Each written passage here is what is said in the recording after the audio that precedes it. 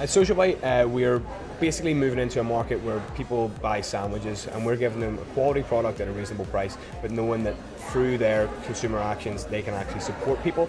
The group of people we support is our homeless people in Edinburgh, Glasgow and Aberdeen, and we're basically bringing them from the streets either begging or selling the big issue, which was probably the summit of their ambitions, to become fully functioning members of society, taxpayers and valued colleagues, and in some cases giving them the opportunity, like we experienced back in November, to cook for somebody like George Clooney, which would have been inconceivable 3 years ago for some of the guys that were involved in it.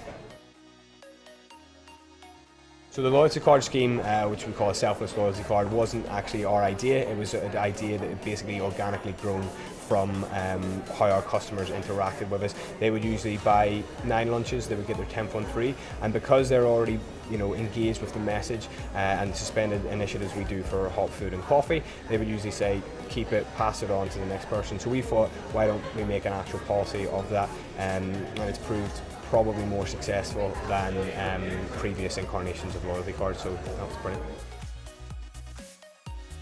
Plan for Brewgooder is to become an international beer label. We're launching with a lager, which is sort of the mainstream beer, but we're doing it from a sort of craft background, and it's basically to turn beer into water.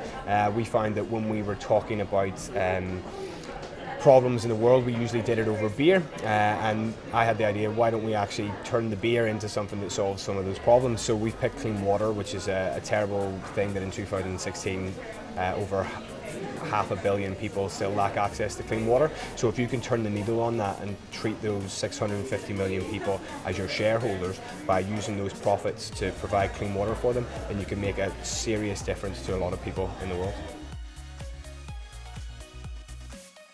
Go for it as soon as possible. You can harbour an idea and it will never come true. If you put it out there and it doesn't work, don't get disheartened. Build on it, make it better, but never shine a spotlight on it, never put it under a blanket and say it's your idea. Once you start talking about it, once you start talking about it enough, you're doing it. So that would be probably my advice if I could go back.